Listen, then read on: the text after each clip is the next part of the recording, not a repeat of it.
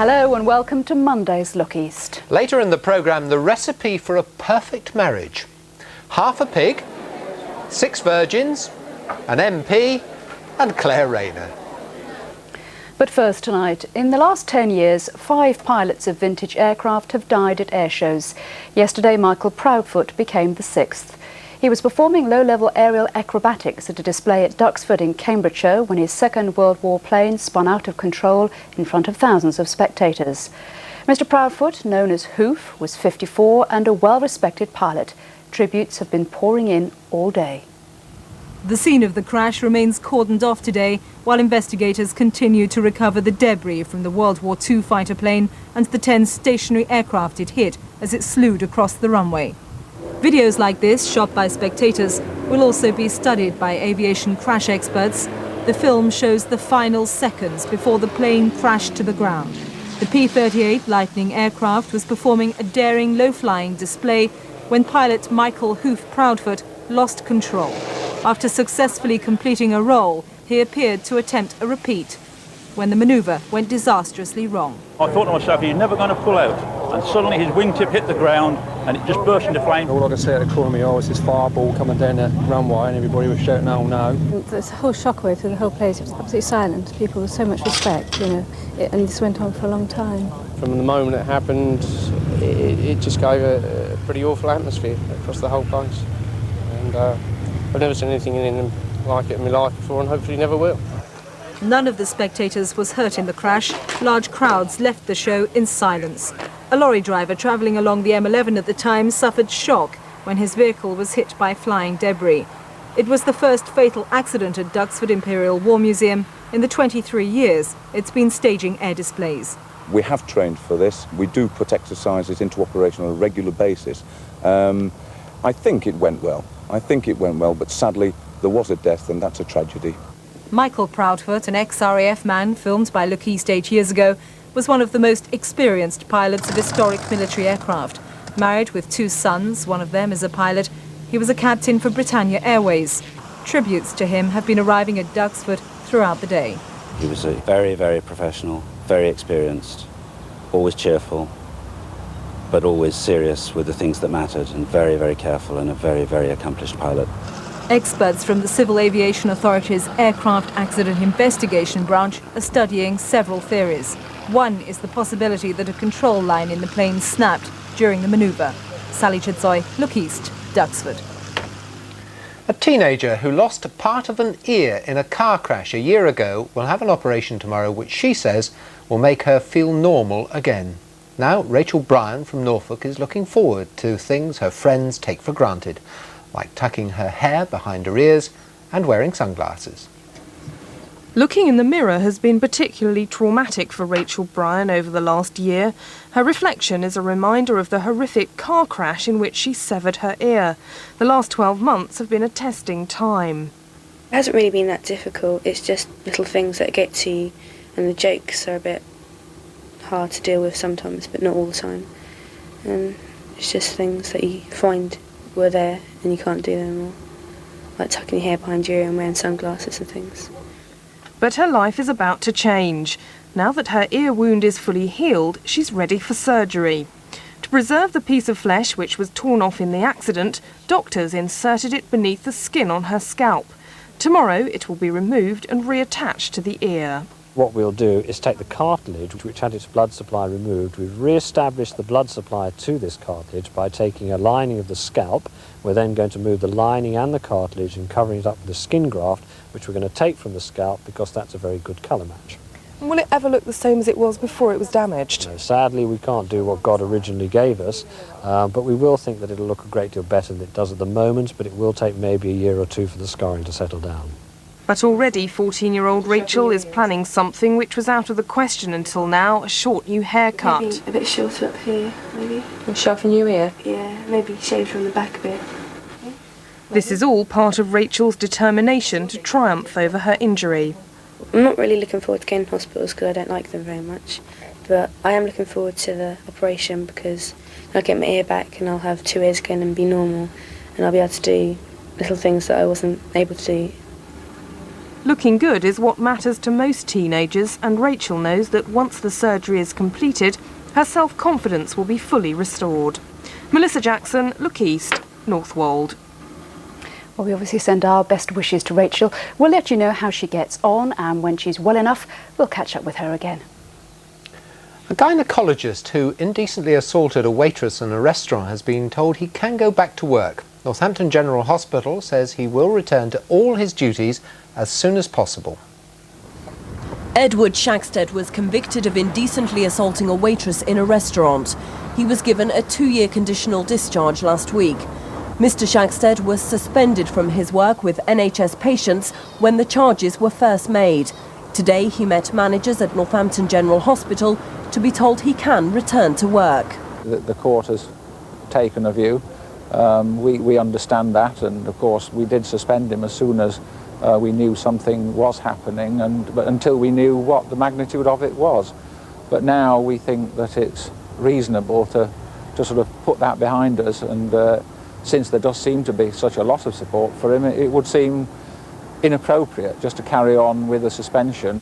The General Medical Council still has to consider whether Edward Shackstead will be struck off. It says a decision will be made within 3 months, and each case is considered as a particular set of circumstances.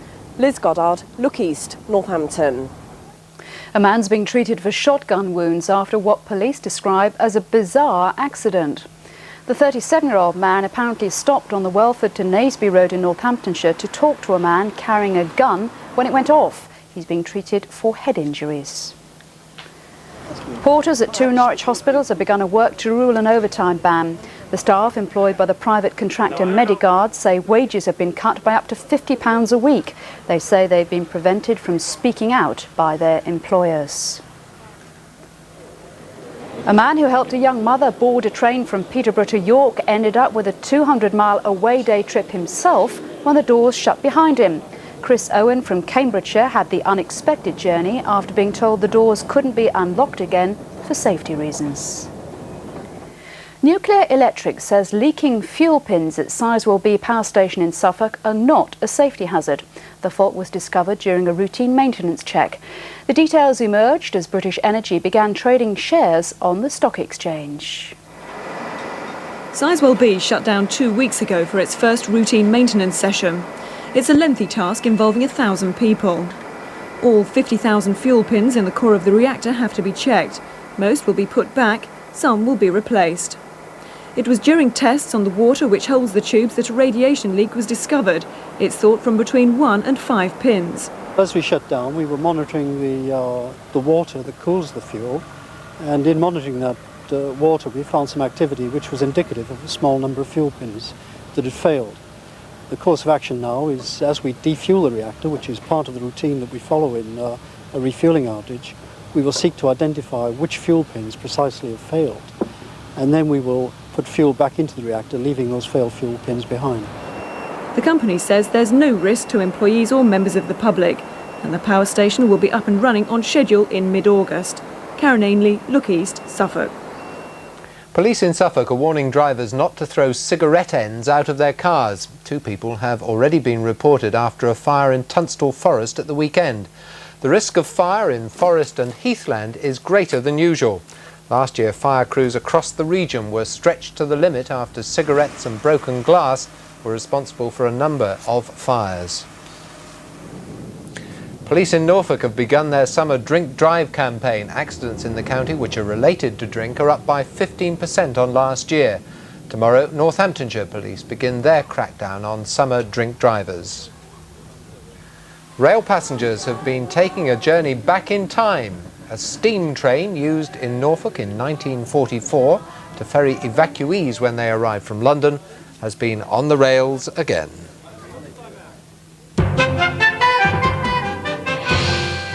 Still to come, Karen Pickering in the Olympic fast lane.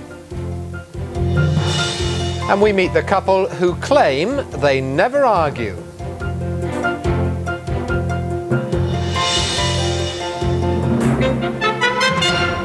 Bet they do. I bet they don't. After years of plenty when the sun shone, the rain fell and the plants grew, we could be entering a period of drought. So is it a time for a rethink? Farmers are already doing just that, but after 18 months of low rainfall, perhaps it's time for us to redesign our gardens too.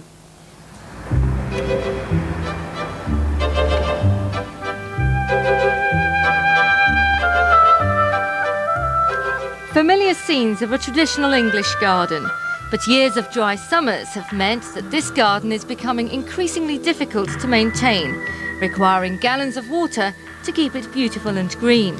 After years of struggling, one couple has decided it's too difficult. George and Eileen Prentice live in Woodbridge, an area renowned for its sandy soil. They've decided to swap their delphiniums and roses for a more Mediterranean look.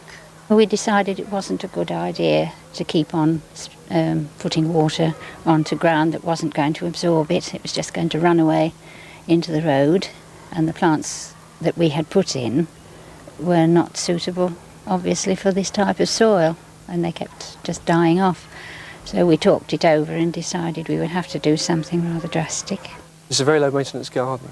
In actual fact, by using the gravel mulch and the plastic membrane matting, it does prevent any weeds coming through. Obviously you will get some weeds that do actually seed actually in the gravel, but they're easily pulled up, and you won't have a problem with weeding at all. So it's virtually a maintenance-free garden.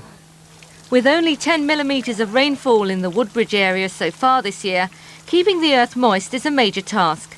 Once established, the drought garden only needs watering once a week. Compare that to the requirements of the traditional summer border.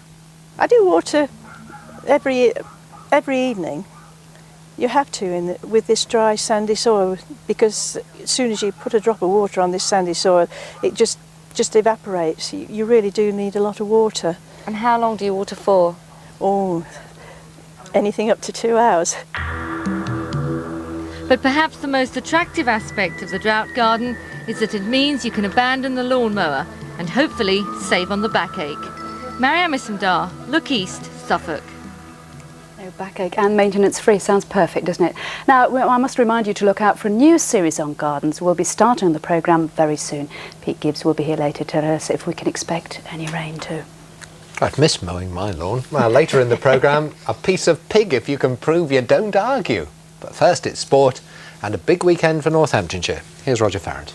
Thank you, Stuart. Yes, for Grand Prix fans, there was only one place to be on Sunday, and that was the Silverstone racing circuit. Trouble was, there were big traffic jams to negotiate before you could actually get there. The A43 was a complete nightmare, and some people have been questioning the wisdom of holding such a large event in such a remote area. They came by road, by air, and on foot, but there was no escaping the queues. At one stage, it was taking 4 hours to reach Silverstone from the M1. The annual Grand Prix is Britain's best attended sporting event of the year. There were nearly 100,000 people at Silverstone on Sunday, and there would have been many more had the circuit not sold out of tickets. But the sheer scale of the event brings with it problems.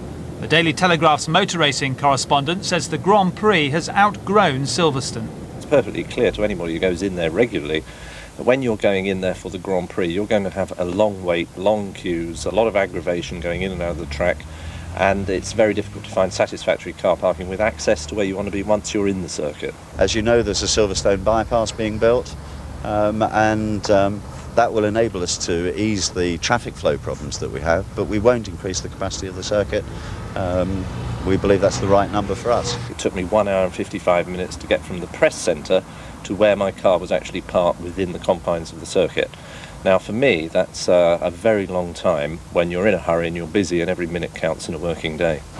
This morning there were still long tailbacks on the A43 as people attempted to make their way home. While the Grand Prix is an inconvenience for some of the Silverstone villagers, it does bring a lot of money into the local economy. For that reason, most people are happy to put up with it. Well, I think it puts Silverstone on the map, doesn't it, once a year, and it can only really do us good. Too much excitement up there for me. I sit quietly at home, watch it all. Get the flag out.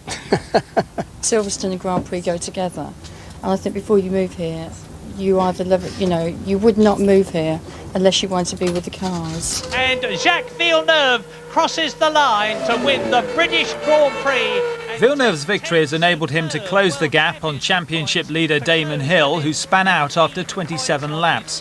The Jordan drivers, Rubens Barrichello and Martin Brundle, who are based at Silverstone, came home 4th and 6th. Yes, Martin Brundle has finished 6th. Today, the last of the fans were leaving the circuit, and beside the track, the cleaning up operation was getting underway. Life in this quiet part of Northamptonshire will quickly get back to normal, that is, until the circus returns next year. Now, it may be Tuesday tomorrow, but for the cricketers of Northamptonshire, it'll be Sunday. Northants had to put off their Sunday League match against Yorkshire because of their Benson and Hedges Cup final at Lord's. It was a disappointing weekend. They were beaten by 31 runs against Lancashire. To say that the Northants players are sick of the sight of Lancashire is probably an understatement. They were dumped out of the NatWest Trophy by them last week, and despite some early successes, they were always second best in Saturday's Cup final.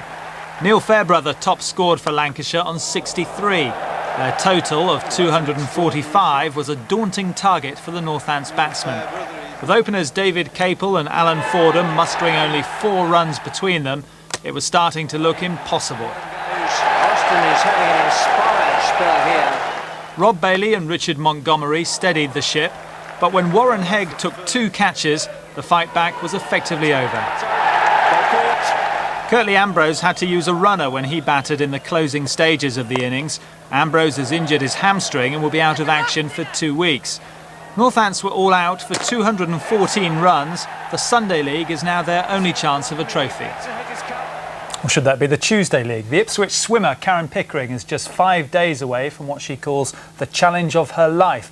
On Saturday in Atlanta, she'll be going for Olympic gold in the women's 100 metres freestyle. She was out of bed at 5 a.m. and into the pool by 6. Karen's build-up to the Olympics at Ipswich's Crown Pools has been punishing. She's been clocking up 30 miles a week, watched by her coach Dave Champion. After an hour and a half in the water, at 7:30 it's on to the gym to build up extra muscle and stamina. Then a quick massage before heading back to bed, knowing that in the afternoon the whole routine will start all over again. Her young fans at Crown Pools are hoping it'll all pay off in medals. Hopefully gold, but I think she'll bring back bronze again. Right, and silver. Silver, but I hope it's gold. 24-year-old Karen is counting down to her first heats this weekend at the British Olympic training camp at Tallahassee in Florida. It's housed on the State University campus, where facilities for the British squad are excellent. The welcome from the locals has been pretty good too, and some find loyalties divided. We have adopted these British athletes as our very own. Hey, if they go head-to-head with an American, going to have to go with the Brit. Special attention's being paid in the camp to diet and hydration. 90-degree temperatures are one thing, but it's the humidity that can take the edge off a performance. The main thing we have to get used to is drinking a lot. Dehydration is going to be a big factor here, and you have to get used to drinking 2 or 3 times as much as you drink at home, which is difficult because when you're swimming you don't realise that you're sweating. You don't always feel thirsty, so you sort of have to force it down sometimes. Karen says Atlanta is her ultimate goal. The monotonous months of training at Ipswich are behind her. Now, in the 100 and 200 metre freestyle events, she's ready to take on the world. Kim Riley, Look East. Finally, we may not have been able to manage a British winner in the British Grand Prix, but we have got a British winner in the British Croquet Open. He's Robert Fulford, and he lives in Colchester. You ever played croquet, Stuart? I'm a mean man with a mallet, Rog. It's a vicious game. It is, absolutely. Thank you very much. Wasn't that American good as well? We've adopted these Brits as our own. Good. Now, they came from all over the globe, from the United States, from Australia, and all from the same place. More than 200 people from around the world who live in either Norfolk or Norwich. Over 200 people from around the globe were contacted by a man with a mission. I don't want to diminish the civic side, but nevertheless it is the people to people that's been the salient point. We've discovered our own community in the result of this exercise, so that the civics are a very nice joining together, the official joining together, but the most important is the people have joined. The furthest Norfolk is probably located a couple of thousand miles off the coast of Australia. 40 from a population of 1,400 made the trip. Many of the people that live on the island are the descendants of the mutineers on the Bounty. They were originally in Pitcairn, but Pitcairn got too small for them. They were evacuated to Norfolk in 1856, so they've been living there ever since. Everyone is very proud of their links with England, and all brought gifts from their hometown. Many brought the traditional plaque and certificate, but one visitor from the United States gave something a little more practical. We have a key, and as all dignified things, it must have another side to it, and in this case, the side is the top, which is a bottle opener. All agreed that the weekend had been a real highlight in their lives, leaving special memories to take back home. Steve Taschini reporting. Now, it comes round once every 4 years. It's steeped in tradition, and to succeed you need perseverance in the face of adversity. And it's not the Olympics, and there are no gold medals. To qualify, you have to be married, and to the winners, half a dead pig. 6 virgins and 6 Essex boy bachelors making up the jury for the Dunmow flitch trials. Behind them, 2 couples who say they're living proof of the joys of matrimony. God save the Queen! Thank you. Thank you very much. It's about as English an event as you can find, dating back to the Norman conquest. The lovebirds have to convince the jury that they haven't exchanged a cross word for at least a year and a day. If they succeed, they win a flitch, a dead pig sliced in half lengthways. You can trust me because I'm a Tory. Acting as barristers, the shy and retiring Jerry Hayes MP and a woman who's given her fair share of marital advice. Fair and frank discussion, of course, is good for a relationship. We all agree on that. But there's an enormous difference between having fair and frank discussion and repenting your marriage vows, saying, I wish I'd never married you, and you know, that sort of stuff.